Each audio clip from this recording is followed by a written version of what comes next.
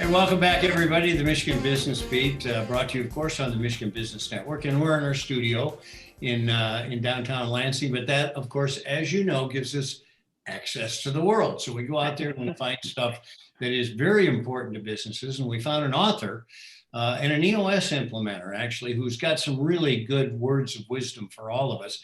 Scott Patchin joins us today from Grand Rapids. Scott, good to have you on the show. How you doing? I'm doing great, Chris. Thanks for having me. Good. All right. So listen, so you're an EOS guy. You do a lot of consulting. You work with a lot of businesses, and I can empathize with that.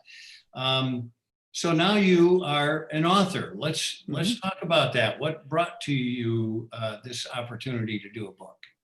Well, this is actually my second book in a series. I'm calling it the Honest Culture series. And a lot of it was just, I'm in sessions and I've been through coaching. I mean, I've been doing this for over a decade, and through my coaching experiences and working with teams, like I saw leaders tripping up on the same thing over and over again. And a lot of it was around that concept of the relational part of leadership, not the planning or not the making quick decisions, not fixing your cost structure in your organization. It was getting other people to work together. And so that was kind of the kernel that started a lot of this work. And again, the first book was more about the internal leader in terms of what do you need to do differently inside to be a little bit more of an empathetic and not only a task leader, but also a people leader. And then this next book is really about, okay, how do you take that into more of a team setting? And that's I call it the Honest Culture series. And that's Truth at the Heart is really focused on the leader and helping them think through, how do I create this kind of this wheel of my team where honesty and truth and performance are all happening.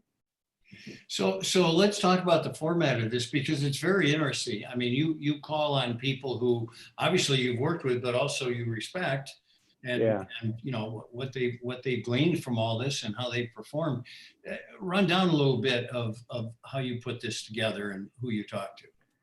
Well, I realize I'm a parent and I have 4 kids, and one of the great bits of wisdom I received as a young parent was someone looked at me and said, Scott, the hardest thing about parenting is allowing other adults to kind of play significant roles in the lives of your kids. And that recognition that, after a while, it sounds like blah, blah, blah, blah, right? And so as I was writing this book, I thought, what can I do to really make this book speak to a lot of different people? And I thought, I work with leaders all the time and they're awesome. So I went out and said, I'm going to go interview 6 leaders that I know are great leaders.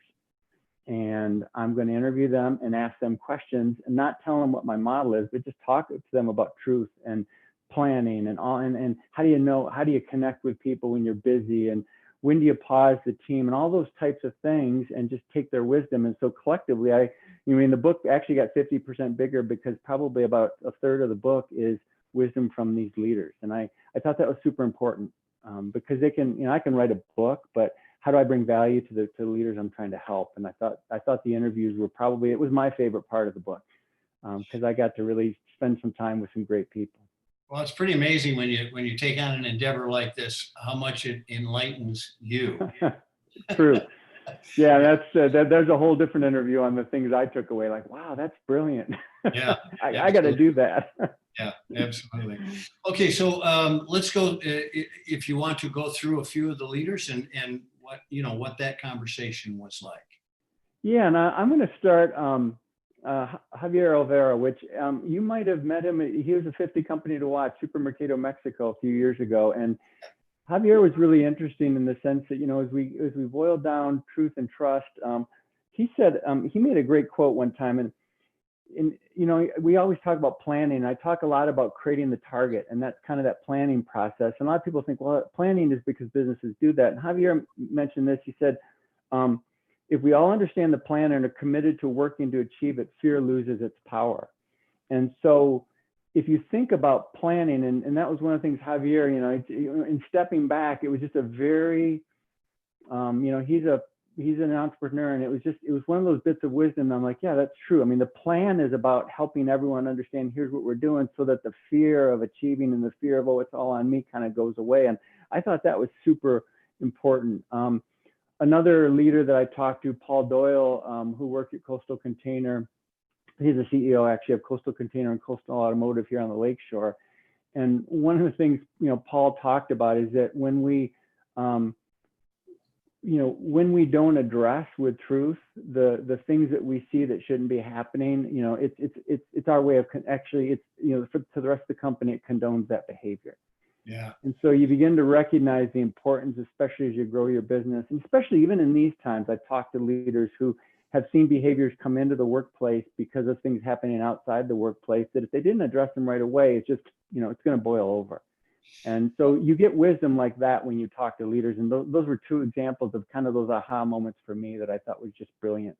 Well, I have to tell you that those two moments are brilliant, and this thing is full of brilliant moments like that. The name of the book is Truth at Heart by Scott Patchin. Thanks so much, not only for the book, second in the series, but also for the work you do, because if we can keep everybody healthy, moving in the right direction, that helps Michigan an immense amount. So absolutely, and I know we share that passion. Good. Thanks for the work you do, Scott Patchin. I appreciate you being with us, and you have a prosperous week, eh? You too. All right. Chris Holman here on Michigan Business Beat on the Michigan Business Network. We're going to be right back. Stick around. There's a lot.